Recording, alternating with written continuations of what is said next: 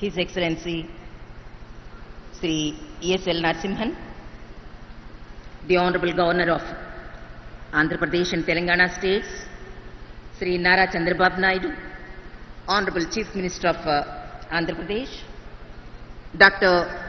Kodela Sivaprasad Rao, Honorable Speaker of AP Legislative Assembly, Dr. A. Chakrapani, Honorable Chairman AP Legislative Council, Sri Y. Sujana Chaudhary, and the other distinguished dignitaries on the dais, distinguished guests, the young girl students and women who have come from many parts of the state and even the other parts of the country also to participate in this parliament. Ladies and gentlemen, very good morning to you all. I'm really extremely happy and I consider it an honor and great privilege to associate myself with this National Women Parliament being organized by the AP Legislative Assembly. I congratulate Sri Nara Chandrababu Naidu, Chief Minister of the State of Andhra Pradesh, Sri Kodela Sivaprasad Rao, the Speaker, and the entire team for conceiving a very laudable project which would work for elevation of the status of the women.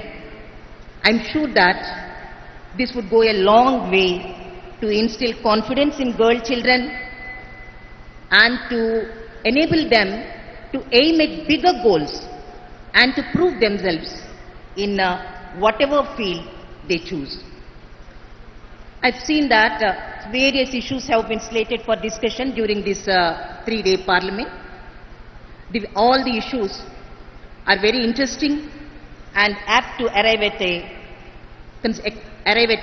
constructive solutions for ensuring women empowerment and upliftment of the status of women. I am grateful to the organizers for having given me this opportunity to participate in this program and to share my thoughts with all of you. It was about 7 decades ago, the people of India have given the constitution to themselves, which guaranteed equality of status and equal opportunity to all its citizens. Discrimination on the ground of gender is expressly prohibited. Various legislations have been enacted from time to time for protection of social, political and economic rights of women and for elevation of their status in the society. We have in fact entered a new era where we are able to discuss various issues of women which hitherto remained invisible in the public domain. For instance, the domestic violence has always been considered to be a private issue. However, we could make a legislation, we could enact a legislation defining what is domestic violence and providing protection to women from domestic violence. Similarly, the recent enactment brought out to protect women from sexual harassment at workplaces, and it is also a very progressive step taken by the state to protect the rights of women to work with dignity. Despite all these steps taken by the state for uplifting the status of women, the fact remains that there are still multiple obstacles in achieving gender equality. In fact, having regard to the emerging trends in the nature of crime and violence against women, the exploitation of women appears to be growing in different dimensions and new challenges are cropping up every day.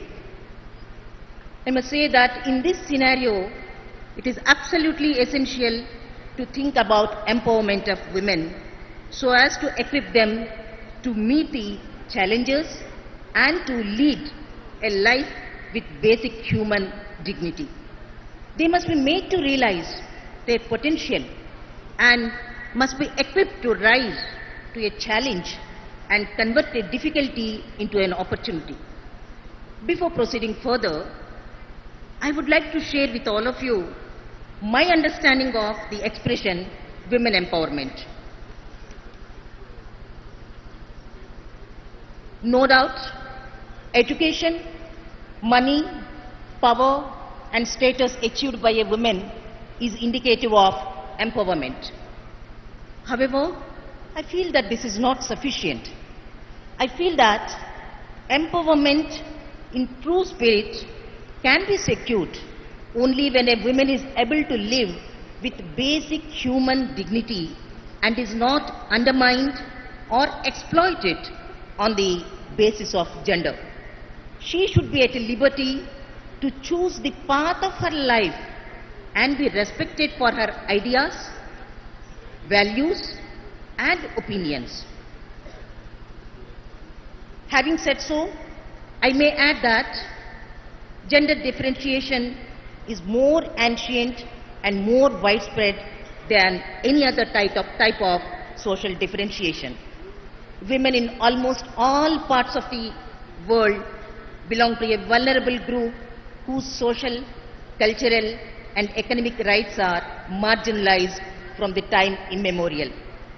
Though gender equality has been recognized as a human right and many countries, including India, acknowledge the right of the women to live with dignity, the discrimination, exploitation and abuse of women, both within the family and outside, still persist. Violence against women in different forms persists, such as female feticide, child marriages, domestic violence, trafficking, sexual violence and harassment at workplaces. And even among the educated families, most of the women do not have economic independence despite the fact that they are earning equally with the other members of the family. They are also denied an opportunity to participate in decision making. There are other sensitive issues such as spacing children and choice of family planning in which most of the women have no say. That's what I'm saying. Even in most of the educated women, they don't have a say in these issues.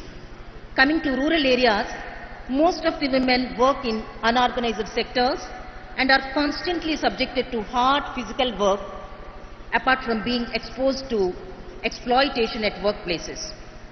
There are no antenatal and neonatal care and they work in deplorable sanitary conditions. Since human rights can no more be confined to mere food, shelter and clothing, it is essential to address all these issues to enable the women to live with basic human dignity in today's society. These are the challenges which we have to meet to achieve empowerment to women in letter and spirit.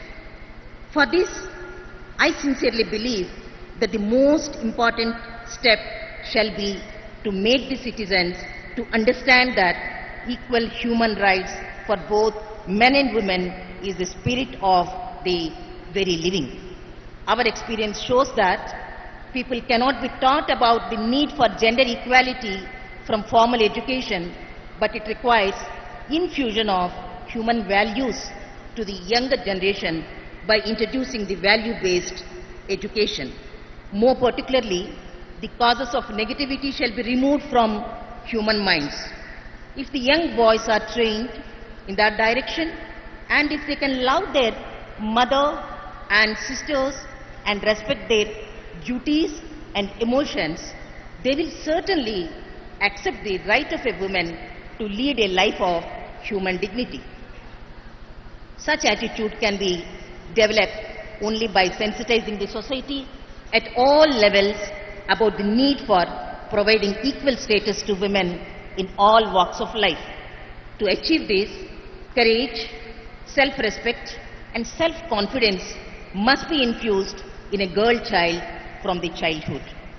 They should be brought up in a fearless and harmonious atmosphere with full access to education and must be in a position to make out the career of their choice.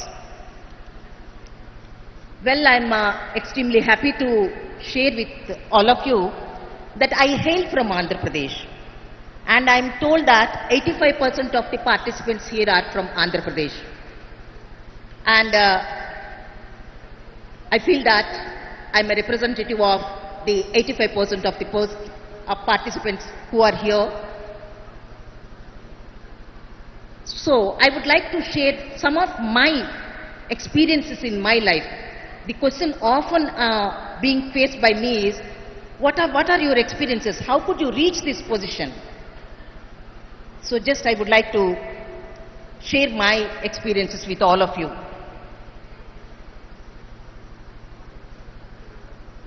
మీకు ముందుగా నేను చెప్పాలనుకున్నది ఏంటంటే, I was not born in a city. I was not brought up in a city. My father was an engineer, and he worked for most of the time in remote areas. So I had my education in Jilla Parishad schools and government schools. ఇది నేను మీకు చెప్పడానికి కారణం ఏమిటంటే, మనం ఎక్కడ చదువుకున్నాము అన్నది కాదు, what is the goal we have and what is the support we received to come up in the life. That is the most important thing. That's why I wanted to share with you. And I must tell you, ఈ రోజు నేను ఇక్కడ ఉన్నానంటే దీనికి కారణం the support I received from my family and the encouragement I received from my parents, the confidence they have reposed in me. And only ఒక్క విషయం మాత్రం మీకు నేను చెప్పాలనుకుంటున్నాను, అది మీ అందరికీ కూడా ఒక స్ఫూర్తిదాయకంగా ఉంటుందని. ఎందుకంటే ఈ ప్రోగ్రాం యొక్క ముఖ్య ఉద్దేశం నాకు తెలిసి ఇక్కడ ఉన్న ఆడపిల్లలందరికీ కూడా ఒక ఇన్స్పిరేషన్గా ఉండాలని చెప్పి, అంటే ఫ్యామిలీ సపోర్ట్ ఎలా అవసరమో అనేది చెప్పడానికి నేను చెప్తున్నాను. నాకు తెలిసి I never remember any instance where my parents have discriminated the boys from the girls.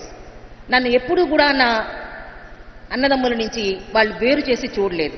The gave us the equal opportunity to come up in the life.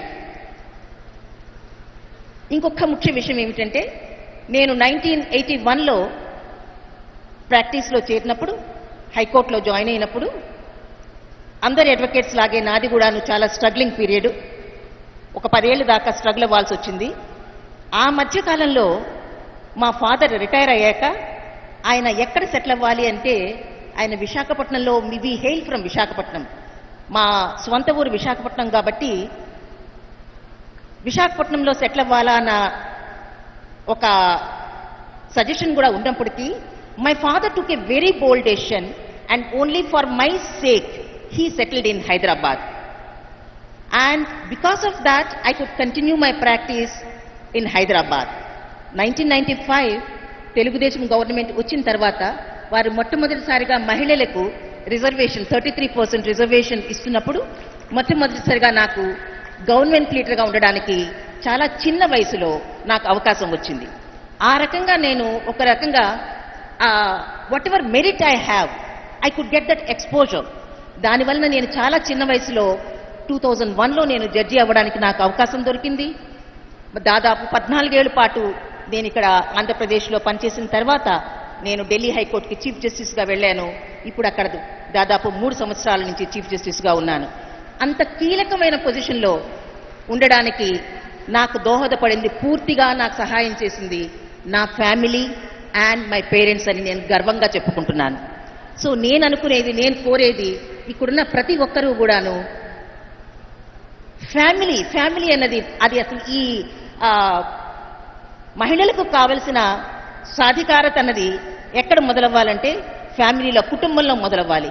కుటుంబంలో స్త్రీ అమ్మాయిలని అబ్బాయిలని సరిసమానంగా చూడగలిగినప్పుడు తప్పకుండాను వారు పెరిగి పెద్దయినప్పుడు వారికి ఏ రకమైనటువంటి అటువంటి ఆలోచన, ఒక ఆడవాళ్ళ తక్కువ అన్న భావన వాళ్ళలో ఉండదు. మరి before concluding, I would like to make a request to all of you who are the girl, particularly the girl students who are present here, and I hope you would take it in the correct perspective. I request you, never treat your responsibility to take care of family and to bring up the children as an obstacle for your development as an individual. You must be able to enjoy the bliss of motherhood, and you must bring up your children as into ideal and good citizens. Do not forget that the mother is the first teacher of every child, and the teachings of mother play a vital role in shaping the future of children. If all of you truly believe it and follow it, you would be contributing your bit to create an ideal society free from all kinds of discrimination towards women. With this, I conclude, looking forward for a day when the womanhood will be considered as the greatest boon conferred by the Almighty. I again thank the organizers for giving me this opportunity. Thank you.